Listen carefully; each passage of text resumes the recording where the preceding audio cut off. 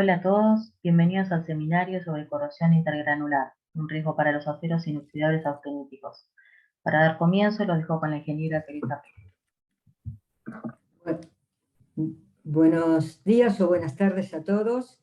Yo soy la chairperson del capítulo argentino de MPP y es un gusto darles a todos ustedes la bienvenida a este nuevo webinar. Como dijo Dolores, en este caso vamos a hablar sobre corrosión intergranular, contando con dos excelentes expositores, el doctor Helmut Sarmiento Capres de Baker Hughes de Estados Unidos, perdón, de Germany, de Alemania, y el magíster Pablo Altamirano, que es un miembro de la sección argentina del Instituto Sábato, y además es un profesional del Instituto Argentino de Tecnología, el INTI.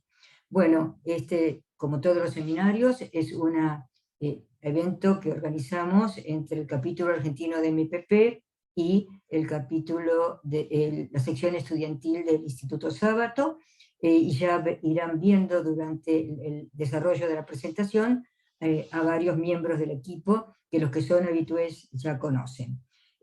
Quiero agradecerles a todos ustedes el haber participado, el haber demostrado interés.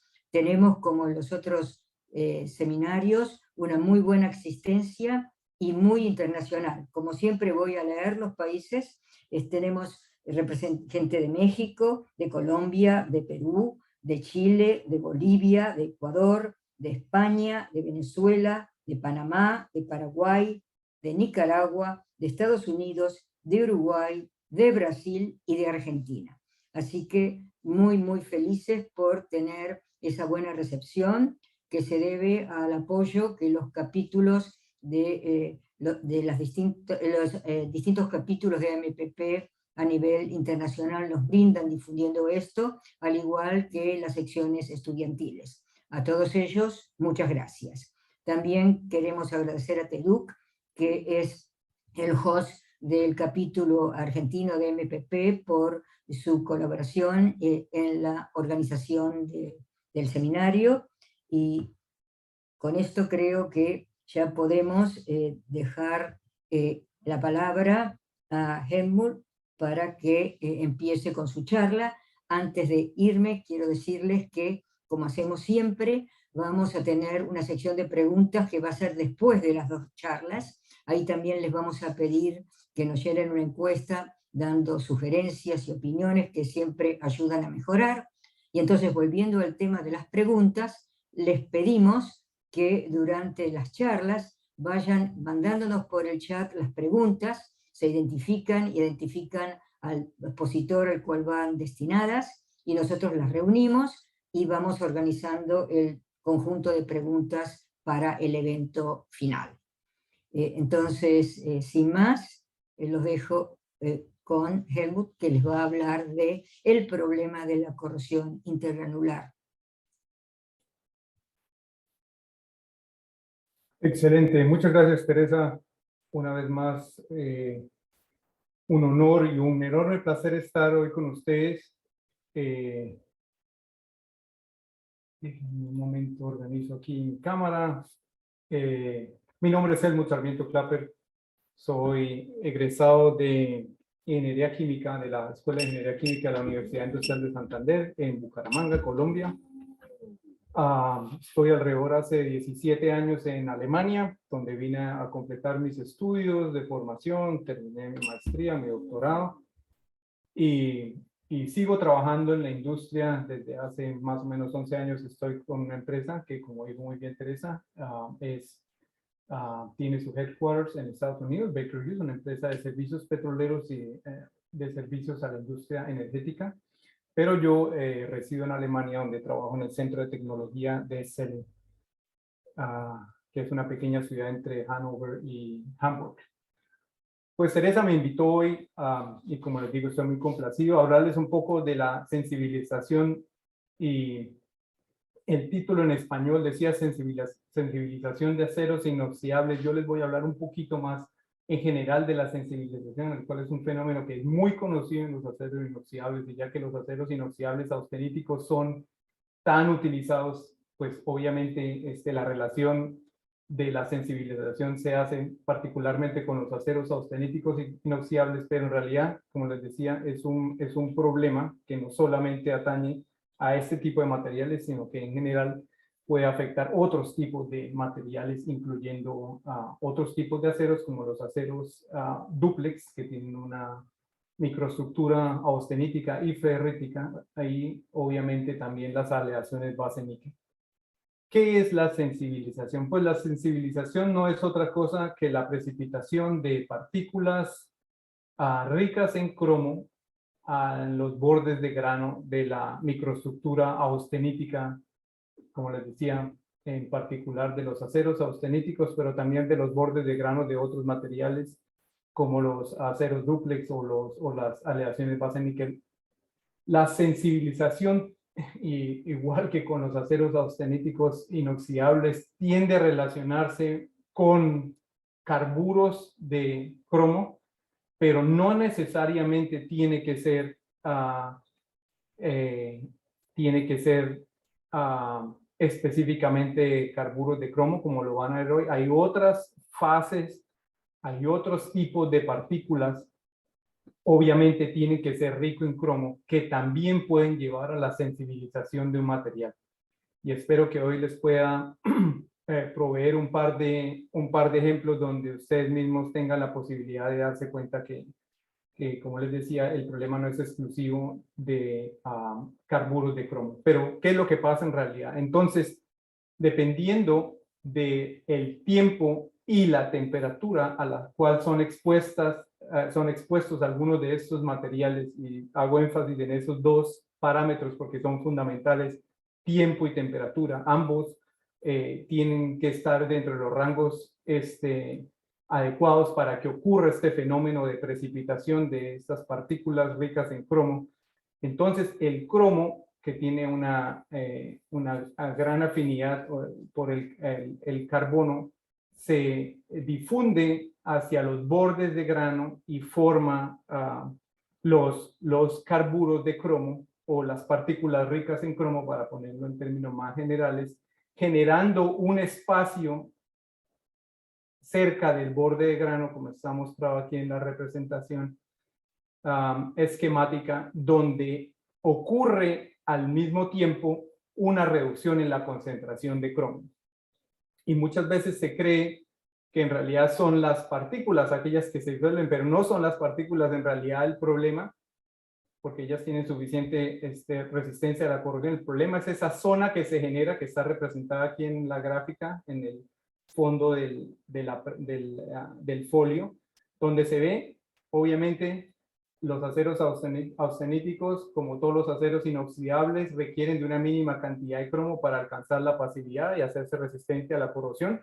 Una vez el acero no tenga esa concentración necesaria, y bueno, ahí podemos debatir un buen rato, pero algunos dicen que son 12%, otros dicen que son 13%, vamos a hacer un acuerdo aquí, decir que es 12%, una vez el acero está por debajo la determinada concentración o en determinadas zonas del acero, la concentración está por debajo del 12%, pues obviamente esa zona del material se hace más susceptible a la corrosión, y es efectivamente eso lo que pasa cuando ocurre esa difusión del cromo, dejando libres zonas o con una muy baja concentración de cromo para formar los carburos de cromo o las partículas ricas en cromo. Entonces se genera una zona que está obviamente por debajo de ese mínimo 12% de concentración de cromo, que es la que al final es más susceptible de la corrosión y da pie a lo que se llama la corrosión intergranular. Entonces, lo que está mostrando la gráfica aquí en la parte derecha del folio es en realidad que la temperatura, ese rango de temperatura, pero también el tiempo necesario, porque obviamente el carburo necesita tiempo para formarse, o para ser más específicos, el cromo necesita suficiente tiempo para difundir desde las zonas internas de los granos hacia el borde de grano y combinarse con el carbono. Pues obviamente la temperatura y el tiempo, pero además la cantidad de carbono que posee el acero. Estas son curvas de un acero austenítico inoxidable. Obviamente, entre más carbono tenga el material, como se ve en la gráfica, más grande la probabilidad, la susceptibilidad del material a sensibilizarse, a formar esas partículas ricas en cromo, obviamente dependiendo del rango de temperatura y del tiempo al que el material ha sido expuesto a ese tipo de temperaturas. Y también en el rango de temperatura, yo puse aquí, es muy asociado precisamente a la precipitación de carburos de cromo en aceros austeníticos entre 425 y 850 grados Celsius, pero en realidad dependiendo de los materiales eso puede variar bastante. Como les decía hace un momento, entonces no es solamente los carburos de cromo los que pueden ser problemáticos, también se pueden formar nitruros de cromo. Obviamente, dependiendo de la composición química del acero, y como muchos de ustedes podrán saber, hay aceros austeníticos que están estabilizados. La austenita está estabilizada con níquel en muchas aplicaciones. Hoy les voy a hablar particularmente de una de ellas.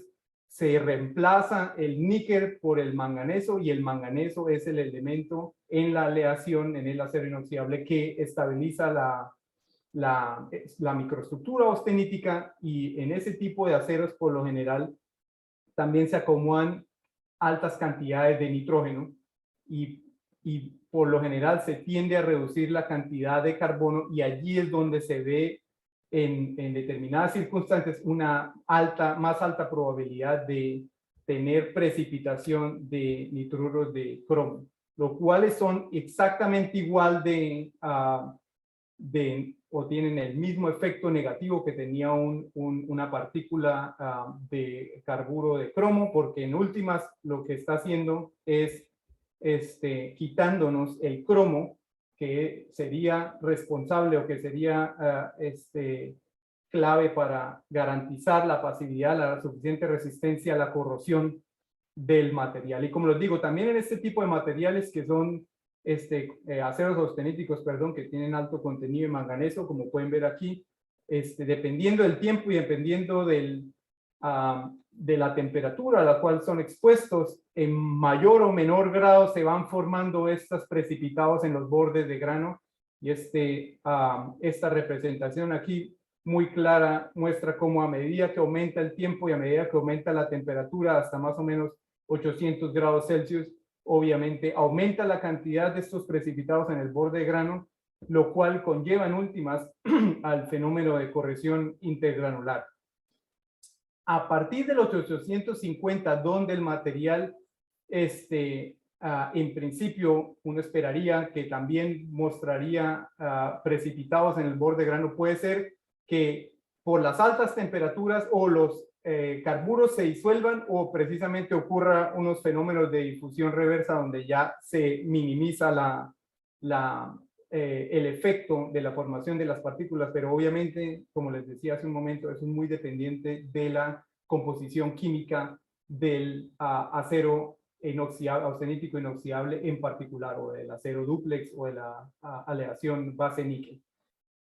Entonces, ¿de dónde puede ocurrir en principio este problema de sensibilización? Pues obviamente en el procesamiento de los materiales, en el así llamado thermomechanical processing, cuando se hace el hot forming, por ejemplo, si se hace un tratamiento térmico, puede haber un problema después, luego en servicio, por ejemplo, cuando el material es expuesto por por ejemplo, una parada de planta que no estaba planeada, y el material estaba operando a una temperatura elevada y se hace un enfriamiento muy lento, igual como les digo, durante el procesamiento se hace, en vez de hacerse un quenching, se hace un enfriamiento muy lento, y se entra en ese rango de temperaturas crítico, pues ahí es donde obviamente pueden aparecer este tipo de problemas. Y luego, ya estando en servicio, aparte de las ventanas operacionales que pueden llegar a ser críticas, estas paradas que no se pueden a veces planear, obviamente la soldadura, digamos, es un ejemplo muy simple de cómo infortunadamente se puede llegar a través de la soldadura, a través del impacto térmico de la soldadura, a sensibilizar un acero austenítico. Y ahí nace un término que algunos de ustedes habrán escuchado, y si no, pues es muy común en la industria, que se llama well decay, que en principio muestra de manera muy clara el impacto de la exposición a la temperatura y cómo el tiempo también juega un rol. Entonces, el well decay simplemente está mostrando que dentro de las zonas aledañas a la soldadura hay zonas que son mucho más propensas a mostrar la sensibilización, perdón, y eso tiene que ver obviamente al rango de temperaturas de cada una de estas zonas representadas por los números 1, 2 y 3,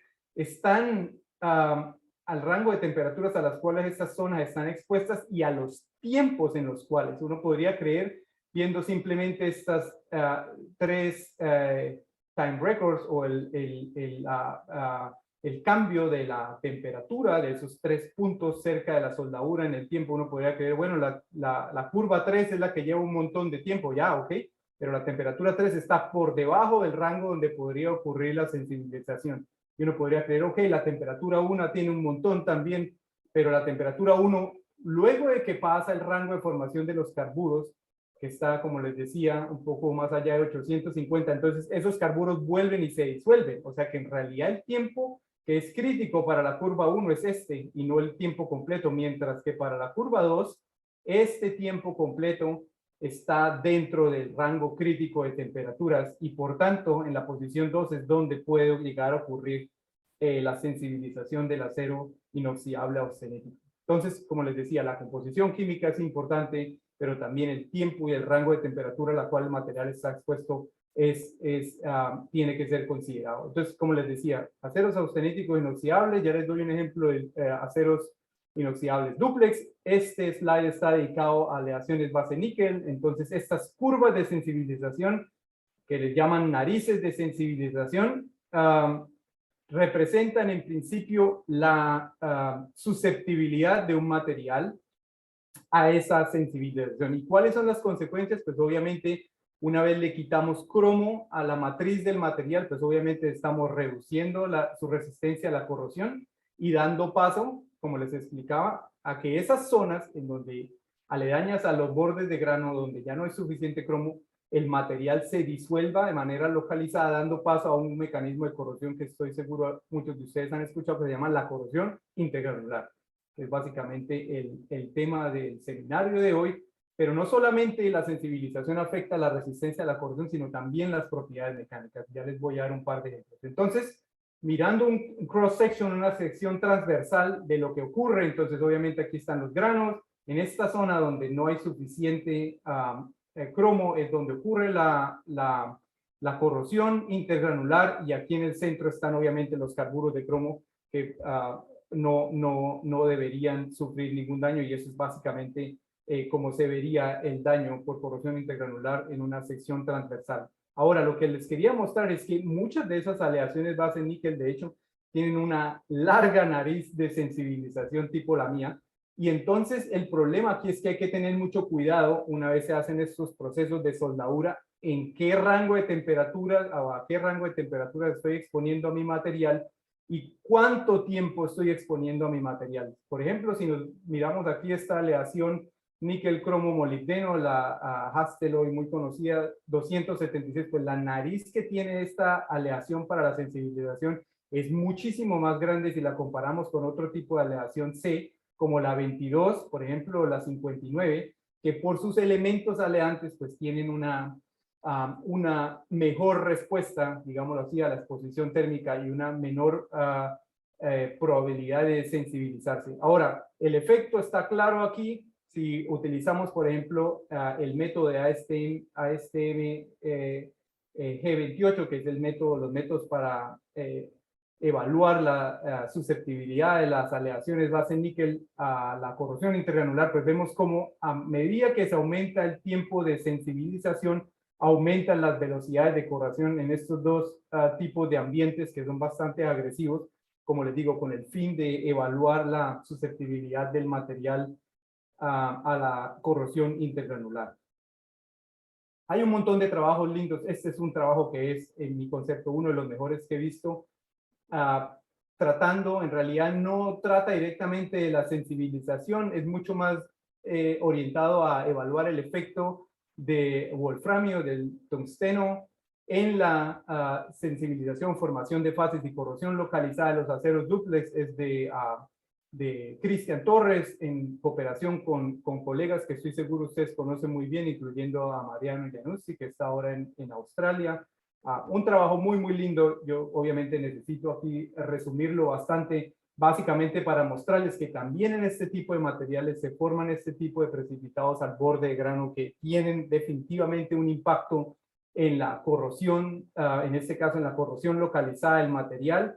Y aquí los autores lo que hicieron fue construir un diagrama de sensibilización, prácticamente un Temperature Time Transformation diagram, o sea, un diagrama que forma cómo se va transformando la microestructura, y pusieron, además de las cantidades de las fases que están formándose a partir de la exposición a una determinada temperatura, que son en el caso de los dúplex la fase sigma y la fase chi, que incluyen obviamente cromo y molibdeno, o sea, le están quitando obviamente cromo y molibdeno a otras zonas del material y que claramente repercuten, en este caso, en el critical pitting temperature, o la temperatura crítica a la cual se ve picado una vez se evalúa el material en aproximadamente 30, 20, 25 Celsius, lo cual tiene una repercusión grandísima. Si tú seleccionas un material y estás esperando que el material tenga un critical pitting temperature para la aplicación alrededor de los 45, 50 Celsius, y tú por una soldadura induces este tipo de fases en los bordes de grano, pues obviamente ya si habías diseñado tu proceso para ocurrir a 50, obviamente ocurre por lo general de manera contraria. Tú lo pones asumiendo que el material va a resistir y tu proceso ocurre a 50 y resulta que él va a empezar a presentar problemas a mucho más bajas temperaturas, lo cual obviamente es un grave problema. Este es un trabajo también que me encanta, que fue hecho por la empresa Carpenter, que fue en principio una iniciativa a partir de algo que les voy a contar más tarde, en medio de API 7-1, que es la estándar de la industria petrolera para los aceros austeníticos utilizados en la perforación. Y ellos básicamente querían mirar el impacto de la sensibilización de un acero austenítico estabilizado con manganeso, un acero austenítico inoxidable estabilizado con manganeso, es decir, con más manganeso que níquel, sobre la corrosión, sobre sus propiedades de corrosión, en este caso corrosión localizada, critical pitting temperature, evaluada acorde a la norma ASTM G150, que es este control potenciostático, y luego mirar a qué temperatura el material se daña, y el critical pitting temperature a una temperatura, perdón, a un potencial de polarización constante.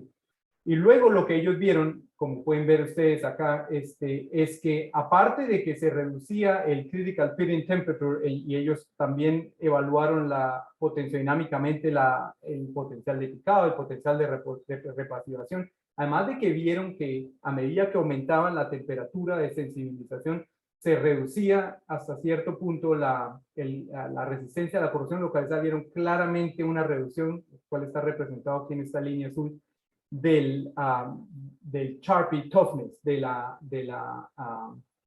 tenacidad del material evaluada utilizando la geometría Charpy con el D-notch.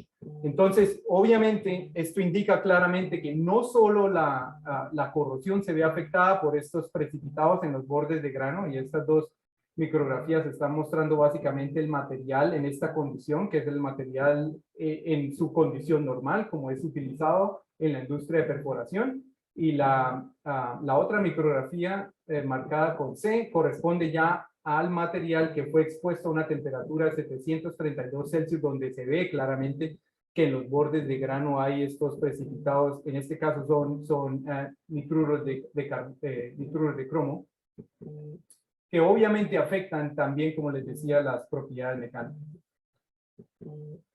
¿Qué se puede hacer para evitar que ocurra la sensibilización? Pues obviamente ponerle un montón de atención a los rangos de temperatura, obviamente cuando no se pueden evitar, ponerle un montón de atención al tiempo, qué tanto tiempo... Perdón, Helmut, Dime.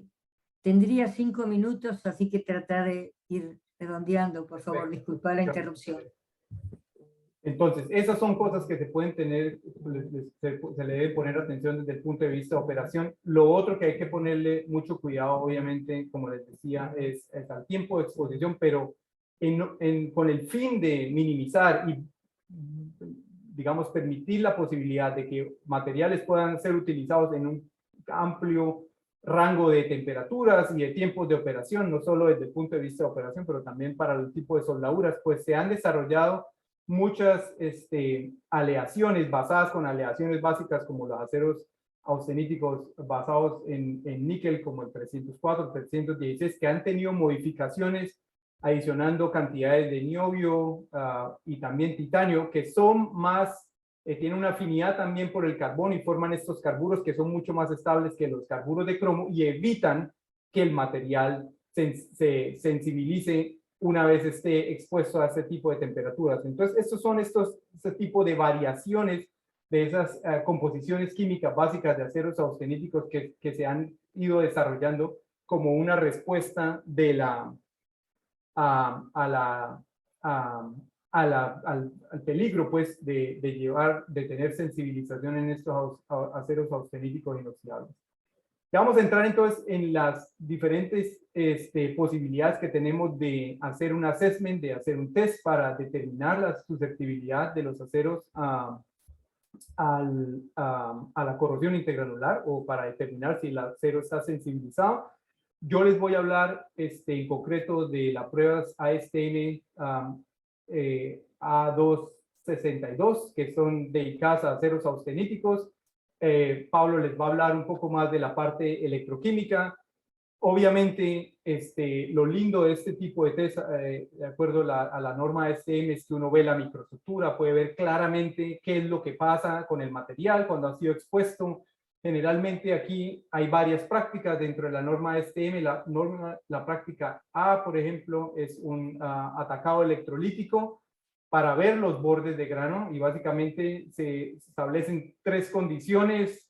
No se ve ningún tipo de precipitación, eso es lo que llaman step microstructure. Dual es cuando se ven que hay algunos precipitados en los bordes de grano, pero los bordes de grano están completamente rodeados de estos precipitados. Y ditch es obviamente el worst case scenario, donde se ve absolutamente que los bordes de grano han sido atacados durante la preparación electrolítica. Hay otros métodos como la práctica B, yo los puse aquí, que es una exposición y se mide por gravimetría la pérdida de masa, o la práctica E, que es un bend sample, o sea, una probeta que es doblada y expuesta a un ambiente a ver si la sensibilización lleva a la fractura de la probeta, pero en general la práctica A es la más usada en la industria para control de calidad. Ahora, el desafío de la práctica A, sin lugar a dudas, es que tiene un montón de espacio para la evaluación cualitativa y no cuantitativa. O sea, uno puede decir cuánto de las precipitados puedo tolerar y cuánto en principio está poniendo en peligro mi material para su utilización en campo, para su servicio industrial. Entonces, a partir de ahí, obviamente hay que definir muy claramente cuáles son las cantidades tolerables y obviamente hay un montón de discusión siempre con el end user y los suppliers, a ver cuánto es tolerable, pero obviamente a través de ese tipo de investigación como las que les mostré antes, se puede establecer, bueno, hay un límite o no para decir, ok, ¿cuánto de mi sensibilización puedo tolerar? Si por ejemplo aquí todavía 704 no hay cambio y aquí todavía, o en este caso hay una estructura dual, pues entonces yo puedo de una manera u otra tolerar ese tipo de microestructura. Y eso es lo último que les quiero mostrar. Entonces se han hecho estudios donde se ha demostrado que obviamente aquí se ve la caída, está el Sharpie, la línea gris, pero obviamente correlacionando con la práctica A, que son aquí estos estados step, se ve como la velocidad de corrosión medida por ASTM A262 o por ASTM G48 aumenta, y eso le ayuda a uno a establecer, pero obviamente ideal sería solamente tener la práctica, el método, perdón, la práctica A del ASTM A262 como medida para, digamos, cuantificar, lo cual, como les digo, es muy subjetivo, cuantificar el daño por sensibilización. Y con eso los dejo, les paso la voz a Pablo. Espero que hayan disfrutado los folios, espero que les haya quedado claro el término de sensibilización. Y bueno, si hay alguna pregunta, con mucho gusto al final trataré de responderla. Bueno, muchísimas gracias, Helmut, que creo que ha quedado muy claro y muy ilustrativo con muchos ejemplos. Así que sí, esperamos las preguntas en el chat. Nos tomamos 5 minutos de descanso y luego retomamos con la presentación de Pablo. Así que aquí quedamos esperando las preguntas. Hasta pronto, en 5 minutos volvemos.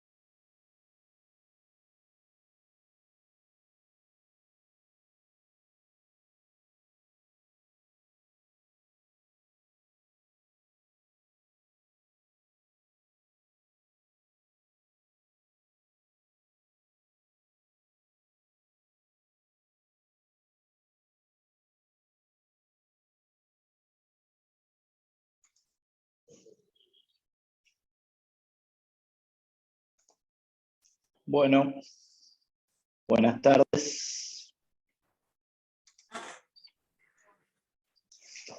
Soy Carlos Flores. Por los que no me conocen, les propongo que vayan acercándose hacia sus computadoras o teléfonos celulares o como estén viendo la charla, para dar inicio a la segunda parte de este seminario organizado por el capítulo argentino de AMP, la sección estudiantil NEIS, Instituto Sábato y TEDUC. Se escucha un micrófono abierto por ahí, si lo pueden cerrar. Como ya saben, y si no saben, al final de la charla habrá una sección para responder preguntas que ustedes fueron formulando por el chat. Es importante esta recomendación, no esperen hasta último momento para hacer las preguntas, así las vamos procesando. El volumen generalmente de las preguntas es grande, y bueno, puede pasar que si no se apuran a hacerlas pueden llegar a quedar afuera. Una cosa muy importante es que por favor sean claros, breves y concisos con las preguntas. Eso es muy importante a la hora de procesarlas.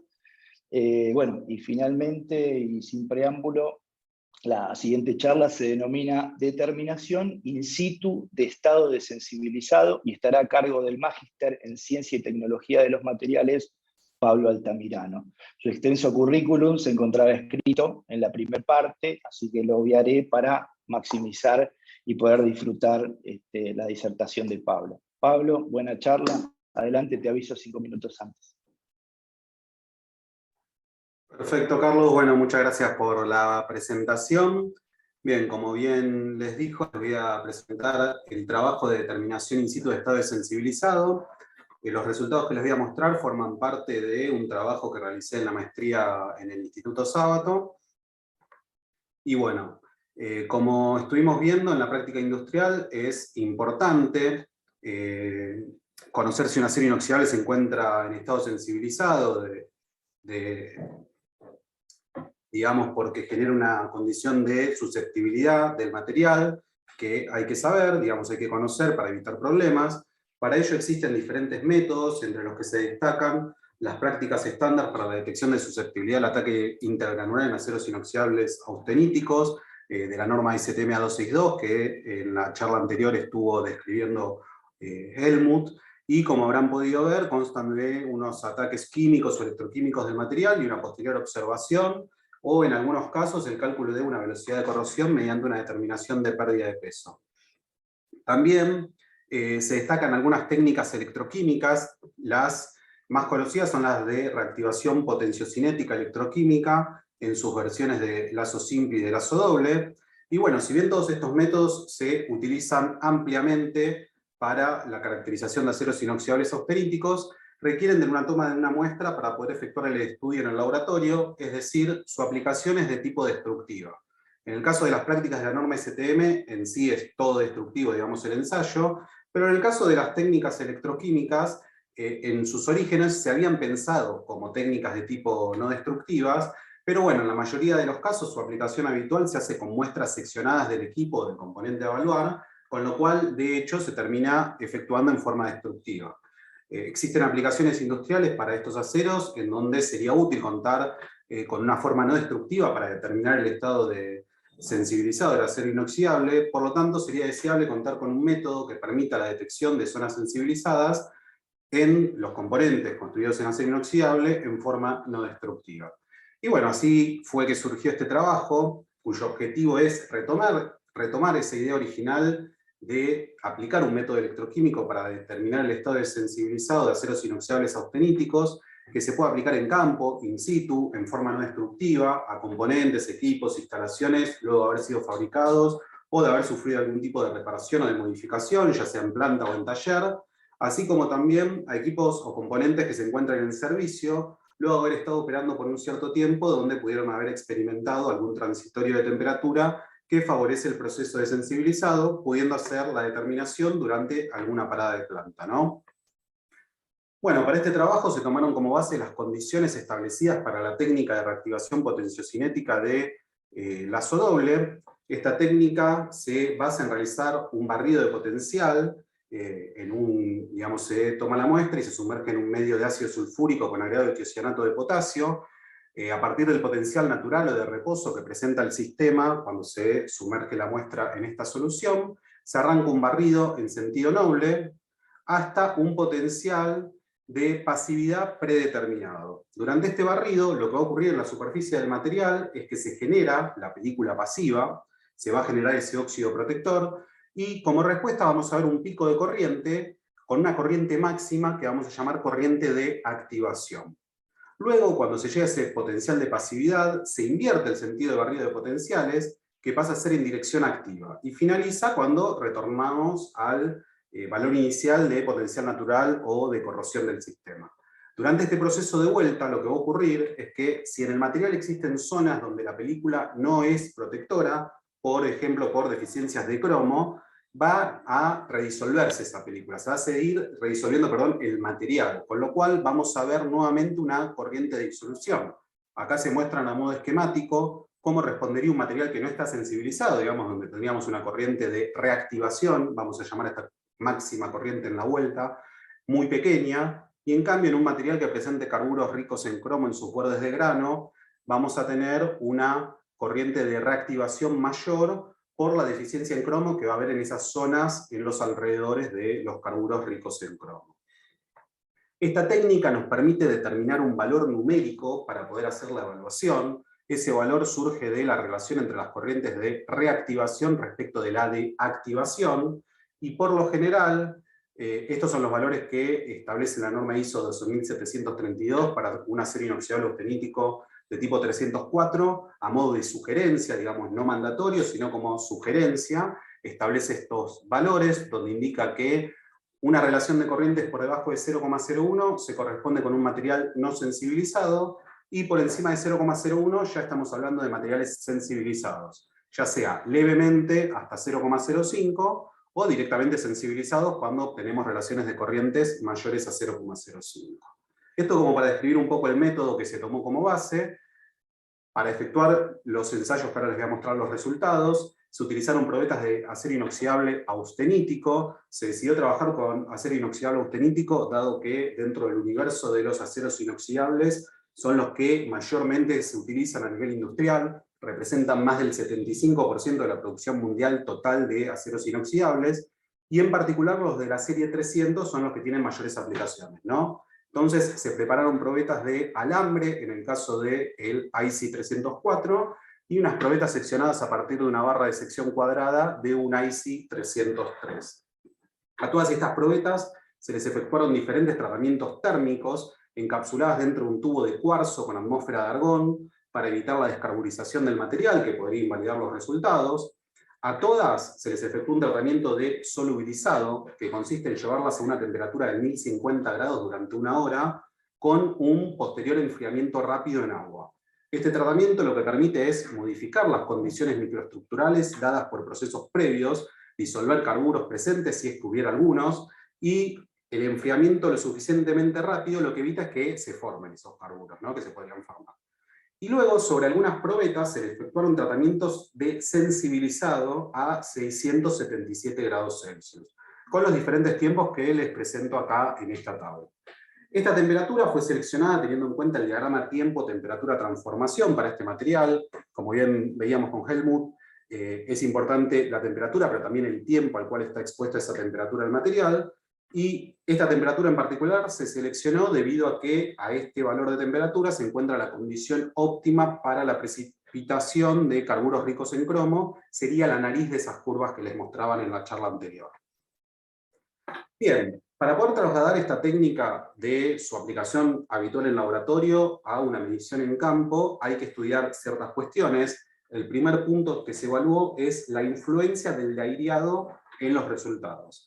En el laboratorio se suele utilizar nitrógeno para desoxigenar la solución, y en campo, digamos, sería bastante impráctico estar con un tubo de nitrógeno para desoxigenar, es totalmente impráctico, y además alarga los tiempos de medición, ¿no? Porque en laboratorio habitualmente se desoxigena durante 1 hora y luego se efectúa la medida. Si podemos evitar la desoxigenación, podríamos simplificar el método y acortar los tiempos. Entonces resulta fundamental evaluar la posibilidad de efectuar la medición en condiciones naturales de aireación, siempre y cuando esto no influya en los resultados, ¿no? Para evaluar cuál es el efecto del aireado, lo que se hicieron fueron mediciones efectuando un desplazamiento del oxígeno disuelto en la solución mediante burbujeo de nitrógeno, como habitualmente se efectúa en laboratorio, 1 hora previo a comenzar con el ensayo y manteniendo el burbujeo durante la medición, y se compararon con resultados que se obtuvieron en condiciones naturales de aireación.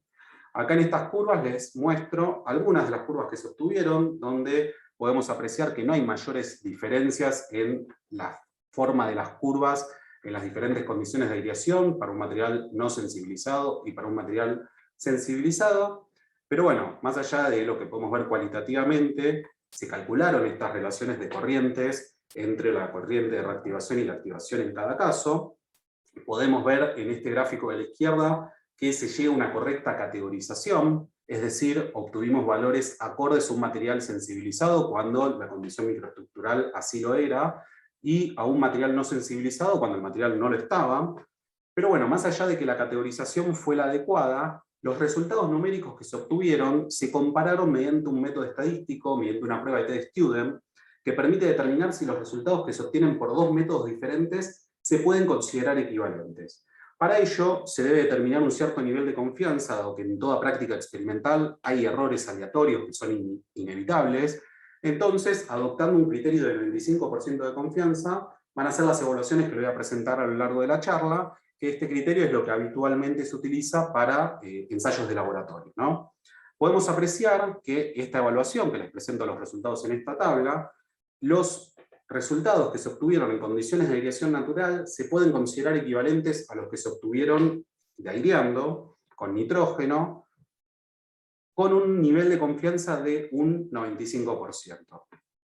Esta misma secuencia de ensayos se repitió para todas las condiciones de tratamientos térmicos que se hicieron con el material 303, con el IC 303, y se puede apreciar que también en la evaluación estadística obtuvimos resultados que son equivalentes, digamos, los que se obtienen entre las condiciones naturales de aireación y los que se obtienen de aireando. Con lo cual fue un primer resultado alentador, y el resto de las medidas y de los resultados que les voy a mostrar ya se efectuaron en condiciones naturales de aireación, dado que es lo que pudimos hacer luego de haber tenido estos resultados iniciales, ¿no? El siguiente punto que se evaluó, para poder trasladar la técnica al trabajo en campo, a la lógica de trabajo en campo in situ, fue la influencia del envejecido de la solución. Como les contaba, esta medición se efectúa en un medio ácido sulfúrico con agregado de tiocianato de potasio. El tiocianato de potasio actúa como agente despasivante y permite efectuar la medida de temperatura ambiente. Como desventaja, el tiocianato de potasio se descompone en el medio ácido utilizado, con lo cual la solución de ensayo se suele preparar en el día en el cual se la va a utilizar, o incluso es una práctica habitual prepararla inmediatamente antes de efectuar la medición. Teniendo en cuenta la lógica de trabajo en campo, la dinámica de trabajo en campo, sería conveniente llevar la solución ya preparada, porque en una planta, en un taller, muchas veces no tenemos las condiciones adecuadas como para estar preparando una solución en el momento, en el lugar. Pero bueno, para ello hay que ver que esta práctica, digamos, tener la solución previamente preparada, no influya sobre los resultados. Entonces, lo que se hizo fue comparar los resultados que se obtuvieron con solución preparada inmediatamente antes de comenzar con la medida, y se preparó solución y se la almacenó durante 2 y durante 4 semanas previo a ser utilizada. Este almacenamiento se efectuó en botellas de vidrio color caramelo, en una repisa del laboratorio, y se las dejó ahí durante 2 y 4 semanas, y podemos apreciar en el gráfico que les presento que los resultados que se obtuvieron permiten llegar a una correcta categorización respecto del estado de sensibilizado. Las probetas que sabíamos que no estaban sensibilizadas presentaron resultados acordes a un material no sensibilizado, y las que sí lo estaban presentaron un resultado acorde a un material sensibilizado, independientemente del tiempo de envejecido de la solución, hasta 4 semanas. Hasta 4 semanas se obtuvo una categorización correcta. Estos resultados numéricos nuevamente fueron evaluados mediante el método estadístico, mediante la prueba de T-Student, y lo que se vio es que se pueden considerar equivalentes los resultados que se obtienen con solución fresca respecto de los que se obtienen con solución envejecida o preparada y utilizada hasta luego de 4 semanas. Bien, otro de los puntos que se evaluó en este trabajo es el efecto de las inclusiones sobre las corrientes características en estas curvas. Dado que hay publicaciones que indican que el contenido de inclusiones puede modificar los valores de corrientes en la medición electroquímica. A ver, ¿cuál es la idea? Si vamos a efectuar una medición en campo, tenemos que tener resultados que sean robustos, que sean confiables. Con lo cual, tenemos que saber si hay alguna otra variable metalúrgica que puede incidir sobre los resultados. En el laboratorio, digamos, si tenemos un resultado que es sospechoso, se puede confirmar o validar mediante alguna otra prueba. Si hacemos una medida en campo, en forma no destructiva, la idea es que con una única medida tengamos un resultado que sea confiable. Por eso se estudiaron algunas variables metalúrgicas que pueden llegar a incidir en los resultados. En este caso les presento la evaluación del contenido de inclusiones. Para ello lo que se hizo es comparar las curvas que se obtuvieron a igual tratamiento térmico entre el IC 303 y el IC 304. ¿Por qué? Porque el IC 303 tiene una composición química parecida a la del 304, con la diferencia que tiene mayor contenido de azufre, que el azufre se agrega para mejorar la maquinabilidad del material, y bueno, como consecuencia forma inclusiones de sulfuro de manganeso. En las mediciones que se efectuaron en las muestras solubilizadas podemos ver que el pico en la corriente de vuelta, digamos el pico de reactivación, la corriente de reactivación, presentó valores de más de un orden de magnitud mayor respecto del pico de corriente de reactivación en una probeta de 304 con igual tratamiento térmico. Este efecto va a influir directamente sobre la evaluación, ¿no? Porque cuando calculemos la relación de corrientes vamos a tener un índice mayor. En las mediciones que se efectuaron en las probetas sensibilizadas no se vieron cambios relevantes en los picos característicos de la curva, digamos en las corrientes que se utilizan para hacer la evaluación de sensibilizado.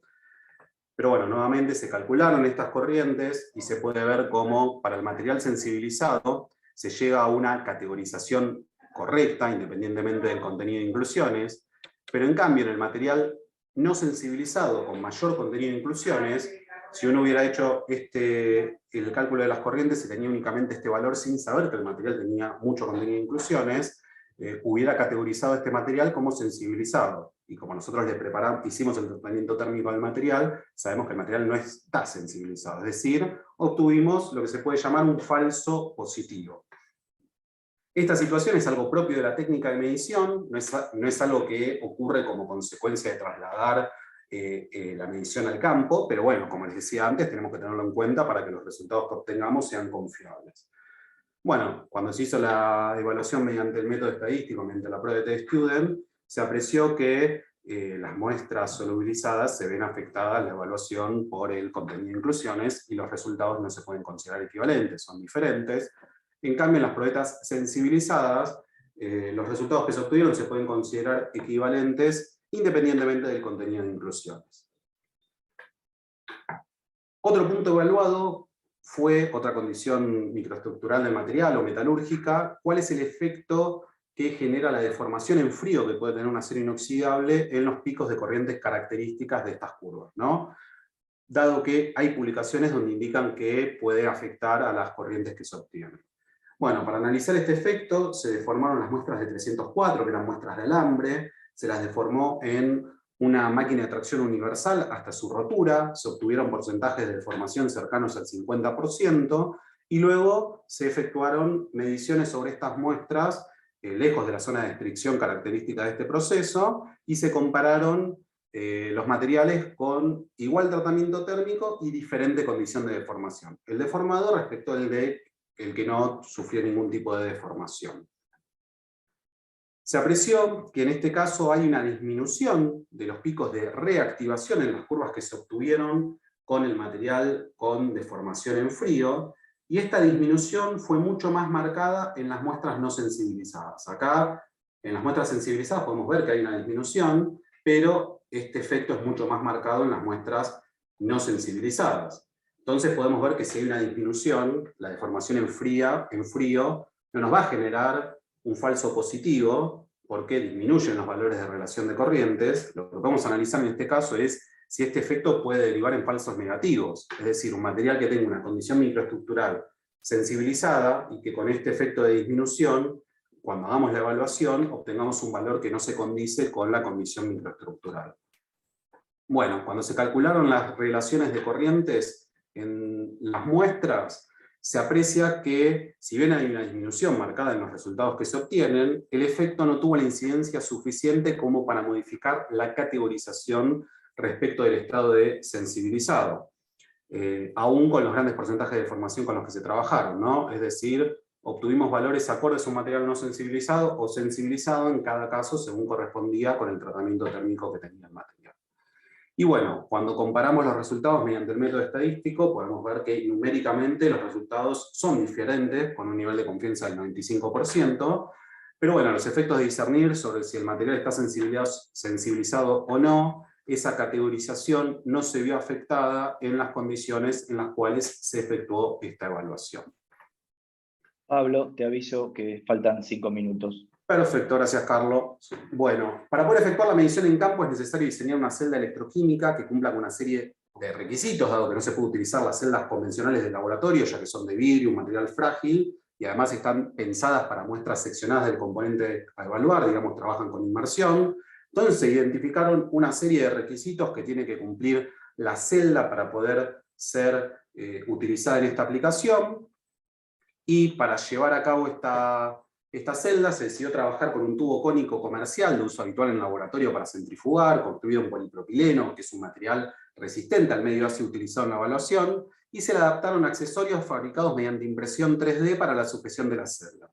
Al tubo se le efectuó un orificio en su extremo inferior, se le adhirió un O-ring con un adhesivo de cianocrilato para facilitar el sellado sobre la superficie a analizar, quedando un área expuesta de aproximadamente 0,13 centímetros cuadrados, y la sujeción sobre el material se puede efectuar de diferentes maneras, por ejemplo mediante una banda de goma o algún hilo, y accesorios fijados a la superficie, que pueden fijarse con pegamento de silicona, epoxi, o incluso hicimos pruebas con cinta doble faz, y funciona bastante bien.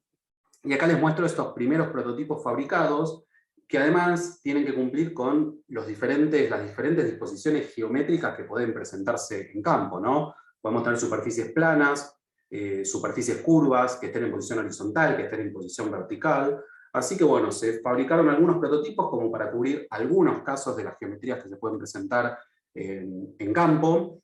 Vemos que incluso en el caso de las cañerías no es necesario siquiera adherir ningún accesorio al material, se puede abrazar de alguna manera con un hilo, en este caso se muestra un hilo tipo tanza, que abraza al caño y se ajusta para poder sostener la celda y que se efectúe este sellado para poder hacer la medición electroquímica. Y bueno, este diseño tiene la versatilidad necesaria como para poder fabricar accesorios a demanda en función del tipo de equipo, de componente que se desee evaluar.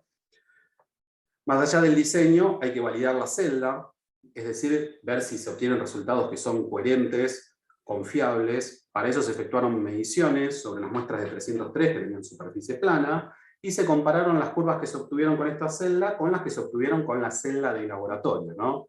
Acá en las figuras les muestro algunas de las curvas que se obtuvieron, se calcularon las relaciones de corriente, se compararon los resultados obtenidos, y se aprecia que la evaluación mediante la prueba de T-Student arroja que los resultados se pueden considerar equivalentes entre los obtenidos con la celda prototipo fabricada respecto de los que se obtuvieron con la celda de laboratorio, con un nivel de confianza del 95%.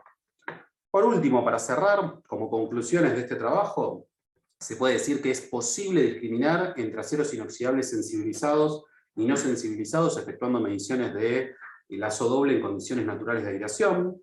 La solución se puede almacenar por un periodo de tiempo de hasta 4 semanas sin que ello afecte a los resultados que se obtienen. El contenido de inclusiones modifica los valores de los picos de reactivación en el caso de los materiales solubilizados, lo que incide directamente sobre la evaluación. Este efecto puede derivar en falsos positivos, pero bueno, hay que diseñar estrategias para evitarlo, como por ejemplo, se pueden tomar muestras de un componente crítico previo a su puesta en funcionamiento, o efectuar una medición antes de ponerlo en servicio y aplicar la técnica en forma comparativa para determinar si hubo sensibilizado durante el servicio, ¿no? Y en el caso de que se desconozca el estado metalúrgico previo del acero inoxidable o que no contemos con muestras testigos, este resultado, digamos, este falso positivo, nos alerta sobre una situación de susceptibilidad del material, porque digamos, la presencia de inclusiones genera una susceptibilidad respecto del punto de vista de la resistencia a la corrosión, y justificaría, si nosotros desconocíamos esa situación, algún tipo de caracterización o de análisis más detallada de cuál es el estado de situación de la integridad de ese material. Se apreció una disminución en la relación de corrientes con los niveles de deformación ensayados.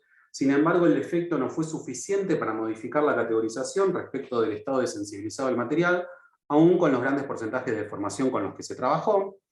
Se pudo construir celdas de medición que cumplan con la función requerida a un bajo costo y con la suficiente versatilidad para moldarse a las diferentes geometrías de los componentes de equipos o instalaciones a analizar, y con la versatilidad también como para poder fabricar estos accesorios a demanda en función de qué es lo que tengamos que medir o que analizar. Digamos, una impresión 3D es algo que se resuelve relativamente rápido y a bajo costo. Y bueno, como resultado general del trabajo, se puede decir que estas conclusiones alientan el uso de las mediciones de reactivación potenciocinética electroquímica de lazo doble in situ, en campo, para determinar el estado de sensibilizado de aceros inoxidables austeníticos. Bueno, para finalizar, les agradezco a todos ustedes por prestarme atención en el día de hoy, y a la organización de la sección, el capítulo argentino de MPP, por convocarme y por permitirme mostrar los resultados o este trabajo en este seminario. Ahora vamos a dejar un tiempo para consultas, pero por las dudas, como hay mucha participación, está muy concurrida la sala en el día de hoy, si llega a haber consultas que no se llegan a responder por una cuestión de tiempo, acá está mi correo electrónico de contacto, por si quieren efectuar algún otro tipo de consulta. Nuevamente, muchas gracias. Bueno, Pablo, muchísimas gracias por tu exposición, ha sido muy clara. Tenemos ya unas cuantas preguntas. Bueno, los invito a seguir haciendo preguntas. Y fíjense que en el chat les va a aparecer en breve un link para una encuesta. Ahí apareció un link. Es importante para nosotros que completen esa encuesta porque nos sirve para saber cómo seguir adelante. Bueno, ahora vamos a hacer un pequeño intervalo antes de la sesión de preguntas y respuestas. Antes le quisiera comentar que, bueno, basado en el trabajo de tesis de maestría de Pablo, en el día de hoy acaba de aparecer online un trabajo, un artículo en la revista Corrosion de AMPP. Así que, bueno, lo pueden ver ahí en el website de la revista, o si no, se lo pueden pedir a Pablo también, que él los tiene. Así que nos encontramos en unos breves minutos. Esperen, por favor.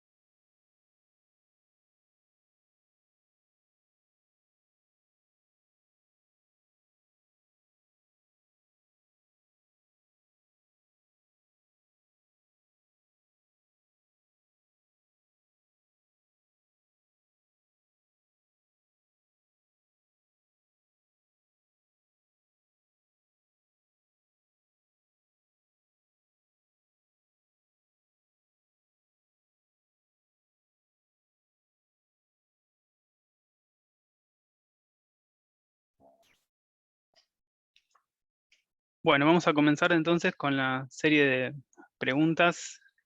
Hemos seleccionado algunas preguntas porque son muchas, no creo que podamos responderlas a todas.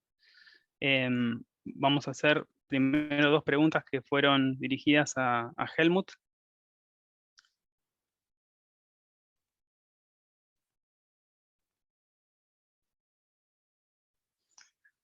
Helmut, bueno, Mariano Capes de aquí de CONEA, pregunta, ¿cuál es tu opinión sobre el sobreenvejecido como medida para restaurar la concentración de cromo en los bordes de grano por difusión? ¿Qué comentarios nos puedes hacer sobre el uso de esta medida de mitigación en la industria petrolera? Ya, muy buena pregunta, Mariano. Bueno, es ciertamente una posibilidad. Cuando se hace este tipo de tratamiento térmico, obviamente se incurren en algunos riesgos. Es algo que en teoría debería funcionar, como lo veíamos en el folio este de Well Decay, obviamente haciendo un tratamiento térmico para disolver estas partículas de cromo debería funcionar. Obviamente reversar ese proceso tiene la complicación de que se pueden inducir otro tipo de cambios, digamos, en la microestructura del material o en las propiedades incluso mecánicas del material, que después pueden terminar siendo mucho peores que tratar de corregir el problema de sensibilización. Y en concreto tengo el ejemplo de estos aceros austeníticos estabilizados con manganeso, que obviamente para la industria de perforación petrolera en particular se utilizan como barras. Una vez estos aceros, que son además deformados en frío para incrementar las propiedades mecánicas, estos aceros tienen típicas resistencias mecánicas del orden de los 900.000 megapascales con extremadamente altas ductilidades y tenacidades. Son aceros que son muy especiales para ese tipo de aplicaciones. Aparte, como están estabilizados con manganeso, pues mantienen sus propiedades no magnéticas. No son como los aceros austeníticos estabilizados con níquel, de que tienden a formar martensita y cambian sus propiedades magnéticas. El problema es que una vez que ocurre la sensibilización, pues obviamente lo que habría que hacer es coger el material, hacerle un tratamiento térmico, básicamente llevar todos estos precipitados a solución, pero ya el deformado en frío se perdería completamente, y como en la mayoría de los casos ya es un producto final que ya tiene las dimensiones, al hacerle otra vez el deformado, que es más o menos 20-30%, pues cambiarías obviamente las dimensiones. Es bastante complicado, como te digo. En teoría se puede utilizar, pero hay que hacerse con cuidado, obviamente, y tiene un par de complicaciones que necesitan ser tenidas en cuenta. Bien. No sé si, Pablo, ¿querés agregar algo más o pasamos a la siguiente pregunta? No, está bien, por el momento estamos bien. Muy clara, Perfecto. me parece, la explicación de Helmut. Bien, gracias, Helmut. Tenemos otra pregunta para vos de Guido Ferrari. Dice, los grados estabilizados con titanio o niobio forman carburos de titanio o niobio y no utilizan el cromo en solución, haciendo que no se pierda la protección a la corrosión. Correcto, esa es la idea. Estos carburos, la parte de la pregunta dice, ¿estos carburos también bajan la tenacidad en Charpy de mayor o menor manera que los carburos de cromo? Definitivamente de menor manera. Yo no tengo datos concretos. Eso depende mucho de la cantidad, obviamente, de cuántos precipitados tengas. Eso depende, obviamente, dónde están localizados. Claro, el problema de los carburos de cromo, porque son formados por sensibilización, es que se localizan en el borde de grano, haciendo el material, obviamente, como les digo, más susceptible a corrosión y perdiendo sus propiedades mecánicas. Obviamente los bordes de grano se hacen más susceptibles también a la propagación de grietas. Y en el caso del otro tipo de carburos, pues estos tienden a estar más distribuidos en la microestructura, pero realmente yo no, o por lo menos mi experiencia con un grado como el 316 estabilizado con titanio, es que los valores de Charpy son muy cercanos a lo que uno conoce, por ejemplo, de un 304. Como te digo, lo interesante sería mirar si hay un efecto claro en el Charpy una vez se forman esos carburos. La verdad no desconozco el efecto. Gracias, Helmut. Bueno, no sé si Pablo querés agregar algo más. Creo que está No, no, bastante claro. no. Sí, bastante claro. Perfecto. Muy claro. Bueno, Bueno, ahora Pablo, continuamos con 2 preguntas para vos. Vale. La primera es de Julieta Masali, de Nucleoeléctrica Argentina. Si se desconoce que el material tiene inclusiones y se realiza una prueba de sensibilización, ¿cómo se puede saber si se obtuvo un falso positivo frente a este fenómeno?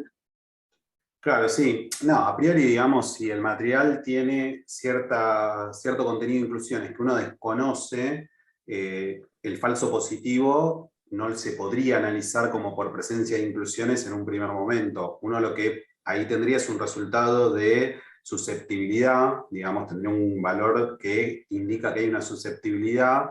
Luego, por ahí, lo que yo intenté decir ahí es que se justifica el hecho de estudiar a qué se debe eso en mayor detalle. Es decir, uno podría hacer este análisis y decir, bueno, me da un índice bajo, un valor numérico bajo, no tengo ningún problema. Si da alto, por ahí sí, uno puede hacer otro tipo de análisis, como por ejemplo, en este caso, no destructivo, se podría hacer una metalografía de réplica, ¿no? Que uno puede ver cuál es la condición microestructural, por ejemplo, mediante una metalografía de réplica, para ver qué es lo que hay en esa microestructura y a qué se pudo haber debido ese resultado que se obtuvo.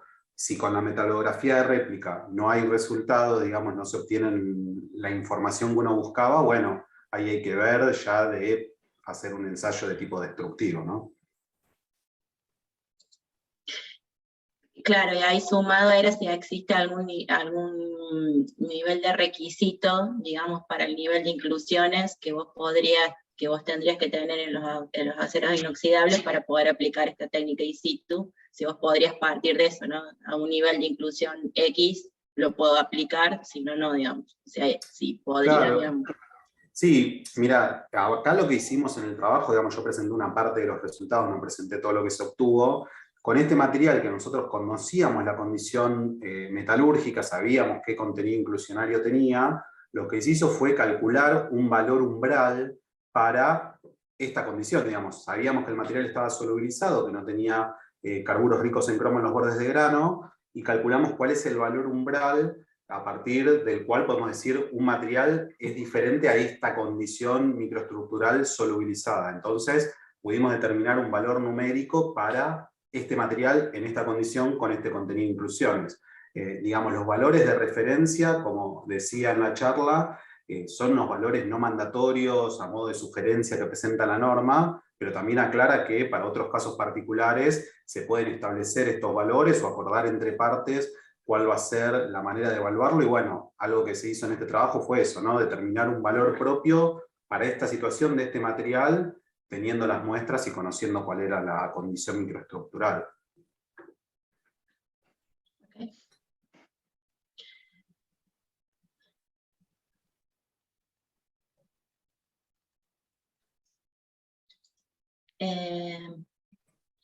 Y luego hay otra pregunta.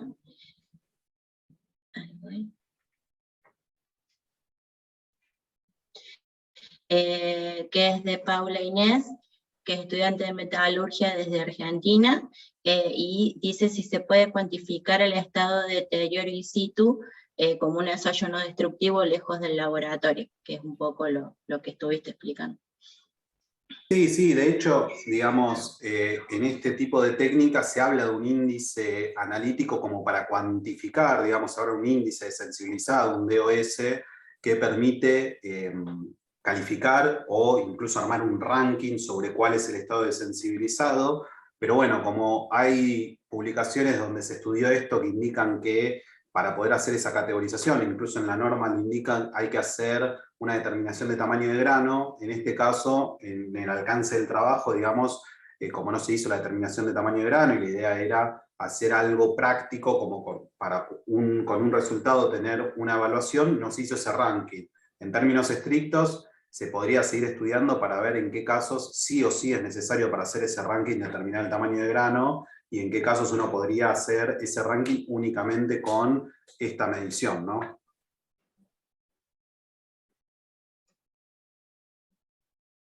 Bueno, gracias Pablo. Continuamos con algunas preguntas que por ahí pueden contestar los dos, tanto Helmut como Pablo. Esta pregunta es de Mariano Cabral. Él dice, por ejemplo, el niobio actúa como germen de nucleación para disminuir el tamaño de grano. En ese caso, ¿la disminución del tamaño de grano disminuye la sensibilización de corrosión en borde de grano? Y no sé, Pablo, si querés agregar algo justamente con lo que estabas comentando de la técnica respecto del tamaño de grano. Sí, digamos, a ver, en realidad ahí el tema del titanio, del niobio que se agregan como elementos estabilizantes, la incidencia que tiene sobre el sensibilizado es que forma otro tipo de carburos y no nos restringen la presencia de cromo en la matriz, digamos, el resultado que se obtiene va más por ese lado que por el efecto del cambio en el tamaño de grano, que es real, digamos que también ocurre, esto que estaba describiendo acá esta persona que hizo la consulta. De hecho, si me permiten otra vez mostrar un folio, hay un ejemplo muy claro del efecto del niobio, en este caso en aleaciones, a ver si me resulta la... ¿Están viendo el folio? Les quiero mostrar. Sí, sí, se ve. Todos este tipo de aleaciones, digamos, son en realidad una familia, sobre todo aquellas que han sido desarrolladas por una empresa llamada Haynes, de la cual ustedes seguramente conocen las aleaciones llamadas Hastelloy, son las llamadas la familia C, la C22, C4, C2000, C276, pero si ven, la aleación que tiene la nariz más pequeña de todas es esta 625, y la particularidad, la gran diferencia entre esa aleación 625 y las otras, habrá alguna que otra cambio, pero la diferencia principal es la presencia de niobio, de columbio en esa aleación. Y es precisamente eso lo que evita que ese tipo de aleación, que también tiene altos contenidos de cromo y molibdeno, presente esas narices grandes de sensibilización. De acuerdo, muchas gracias. Tenemos otra pregunta de Juan Pablo Cordón de Mendoza. Él dice, bueno, además de los cuidados con las temperaturas, los ambientes y los tiempos de exposición, ¿puede hacerse algo más para prevenir la sensibilización de los aceros austeníticos? Sí, digamos, las prácticas habituales para disminuir el sensibilizado, bueno, una la que estamos hablando recién, el tema de agregar elementos estabilizantes, y la otra típica es bajar el contenido de carbono, ¿no? En aquellos materiales que van a estar sí o sí expuestos a gradientes térmicos en este rango, digamos, porque es inevitable, por ejemplo, en un proceso de soldadura, que haya un rango de estas temperaturas, digamos, en la cual la formación de carburos ricos en cromo es óptima. Lo que se hace para evitar en este caso la formación y la disminución de cromo en las zonas aledañas, es reducir el contenido de carbono en el material el cual se va a utilizar. Por eso, para materiales que van a ser soldados, la recomendación es usar los que vienen con la denominación L de acuerdo a la codificación de ICE, si no son un 304L, un 316L, que eso lo que hace es, con las curvas que mostraba Helmut recién, corre la curva completamente a la derecha, es decir, se va a necesitar mucho mayor tiempo para formar los carburos ricos en cromo, debido a que hay poco carbono disponible en la matriz del material. Entonces, el tiempo es tan largo, digamos, que durante el proceso de soldadura, por ejemplo, no se llega a tocar esa curva, con lo cual no se forman carburos, y uno puede soldar sabiendo que va a estar dentro de ese rango de temperaturas, pero jugando un poco con esto que decía Helmut, ¿no? Tiempo y temperaturas. Y sí o sí tenemos que pasar por ese rango de temperaturas, lo que tenemos que hacer es ver con el tema del tiempo y la composición química, digamos. Vamos a estar en un tiempo corto, una composición química con la cual nos da una ventana de operación para que no se formen los carburos, y esa es la otra práctica habitual, ¿no? Disminuir el contenido de carbono en el material. Bien, Helmut. De Helmut. acuerdo con Pablo. Muy excelente la respuesta. Y a eso lo único que habría que agregarle es que obviamente hay que ponerle cuidado también al contenido de nitrógeno, ¿no? Porque muchas veces se reduce, todos esos ejemplos que les mostré, por ejemplo, los aceros estabilizados con manganeso, son aceros que tienen muy bajo contenido de carbono. Igual se producen estos precipitados en los bordes del grano porque son realmente nitruro de cromo. Y respecto del nitrógeno, ¿hay alguna limitación en las especificaciones? O como los L que bueno, mencionaban recién. Nitrógeno tiene en realidad muchas más ventajas que desventajas. Nitrógeno se utiliza mucho para aumentar, obviamente, las propiedades mecánicas. mejora la resistencia a la corrosión. Claro, obviamente tiene ese riesgo que si hay demasiado nitrógeno que no está, o puede estar en solución y puede estar disponible para formar ese tipo de precipitados, pues se corre un riesgo. Pero otra vez, lo importante es saber en qué temperatura ocurre y con cuánta cinética, ¿no? Cuánto es el tiempo necesario para evitarlo. Perfecto. Y ligado por ahí a lo que hablaba, decía Pablo recién de las soldaduras, la segunda parte de la pregunta dice, respecto al control de la temperatura de los bordes cercanos a la soldadura, ¿de qué manera se controla que la temperatura en la delimitada zona 2 supere los 400 grados aproximadamente? Bueno, pirometría se hace un montón cuando son estas soldaduras complicadas que se sabe que se tiene un material, lo que decía Pablo, tú sabes, tienes un material que puede ser susceptible a ese tipo de sensibilización.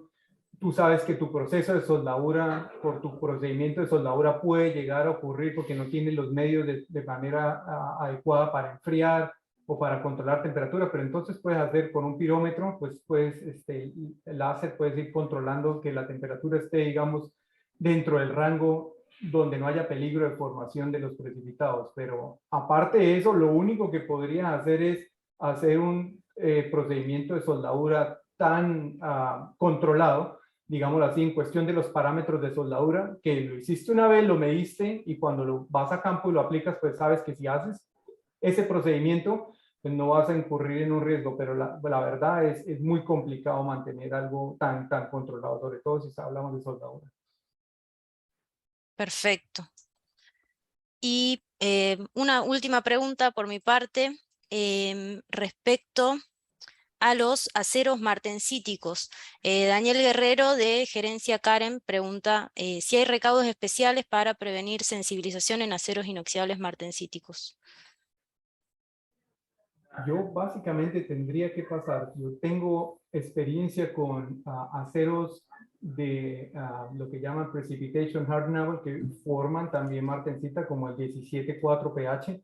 Yo nunca he estado expuesto a una situación en que este tipo de acero presente, porque obviamente su microestructura es completamente diferente, no es un acero austenítico, pero realmente desconozco si podrían haber circunstancias en las cuales por una falla total del tratamiento térmico o por una circunstancia realmente no deseada pueden llegar a presentar ese tipo de sensibilización. Yo en mi experiencia industrial nunca lo he visto. Okay. No sé si Martín o Pablo han estado expuestos a ese tipo de situaciones. No, de hecho coincido con lo que plantea Helmut. Por lo general uno encuentra publicaciones o resultados, información respecto de los austeníticos, pero no tengo experiencia respecto a si también puede generar algún tipo de problema en martensíticos, ¿no? Si esto es un problema relevante para los martensíticos. Perdón, un solo comentario. También es un problema muy relevante para los ferríticos, y por eso están los extra low carbon ferríticos. Es peor todavía, difunde más el carbono y el cromo en los ferríticos, pero tampoco yo he encontrado ninguna referencia para los martensíticos, nunca. Bien. Sorry. Bueno, para finalizar, una última pregunta. Siempre que uno va a la literatura aparece que los aceros inoxidables estabilizados con titanio o con niobio pueden sufrir knife line attack o ataque en línea de cuchillo. ¿Han observado eso en la práctica alguna vez? Quizá Helmut o no. Tendría que llevar, sí, la literatura está muy referenciada, de hecho están estos dos mecanismos, el well decay, y de una vez hacen referencia al otro. Yo la verdad, Martín, te confieso que nunca lo he visto. Claro, nosotros evitamos soldar ese tipo de materiales que utilizamos en la perforación, como te digo, porque son deformados en frío y en cada exposición a un tratamiento térmico le reduce sus propiedades mecánicas, pero yo he estado expuesto a otro tipo de situaciones con otro tipo de aceros inoxidables y la verdad no lo he visto. Perfecto, gracias, Helmut. Sí, en mi caso, digamos, acá en el INTI nosotros brindamos servicios para cualquier consulta relacionada con corrosión que pueda llegar a haber, y desde que estoy yo formando parte del grupo, nunca nos ha llegado una consulta con este tipo de ataques. Sí sé que en la época de Liliana Berardo, digamos, cuando estaba ella en el grupo, llegó una consulta una vez y fue guardada esa muestra en lo que ella consideraba el Museo de la Corrosión, digamos, tenía muestras de estas cosas raras que no son tan frecuentes de ver, y había una probetita, y en lo que a mí respecta quedó como la leyenda o la anécdota que en algún momento llegó este tipo de consulta, pero desde que estoy yo realmente nunca he tenido una consulta relacionada con ese tipo de ataque, ¿no? Tal vez sería interesante, Martín, que describieras un poco el fenómeno, ¿no? Es esta sensibilización que ocurre en el fusion line, ¿no? En una zona muy específica de la soldadura. Es y por una... eso lleva esta, Claro, son es una zonas muy sensibilización. delgadas que se asocian con un corte como si fuera de un cuchillo, porque la zona o la ventana donde se puede dar es una zona muy delgada físicamente, digamos. Claro, tiene que darse dos procesos al mismo tiempo, o sea, no al mismo tiempo, no, sino consecutivos. Primero la soldadura, en una zona muy cercana al cordón de soldadura, el material va a quedar desprotegido porque no van a quedar carburos de niobio o de titanio en esa zona, porque se van a ver disueltos por las altas temperaturas a las cuales estuvieron expuestos, ¿no? Y después, si hay un tratamiento térmico posterior en la zona de sensitizado, en ese pequeño rango, en esa pequeña zona adyacente al cordón de soldadura, van a precipitar los carburos de cromo, se van a empobrecer las zonas adyacentes y va a haber ataque localizado si la solución corrosiva es lo suficientemente agresiva, digamos. Serían dos procesos térmicos consecutivos para que pueda ocurrir este tipo de ataque, ¿no? Por eso es tan raro. Okay. Sí, como te digo, yo la verdad no he estado expuesto a ese tipo de ataque. Bueno, muchas gracias, ya creo que vamos a ir cerrando por hoy. Teresa, si quieres decir las últimas palabras. Bueno, porque todos nos entusiasmamos tanto, es tan apasionante que todos seguimos, bueno, pero hay que poner un cierre. Quiero agradecerle a nuestros dos expositores, que fueron excelentes las dos charlas, así que muchas gracias por el tiempo. Bueno, todo el equipo está muy contento cada vez que tenemos tanta audiencia. Muchas gracias a toda la audiencia que ha persistido hasta ahora. Por encima de 200 personas hemos tenido hoy, así que muchas gracias a todos y nos vemos pronto. En un mes y pico vamos a volver a estar por aquí. Muchas gracias otra vez, Martín y Martín, Pablo y Helmut. Y a todos los demás también. Un aplauso para ustedes. Gracias. Hasta luego. Gracias. Adiós.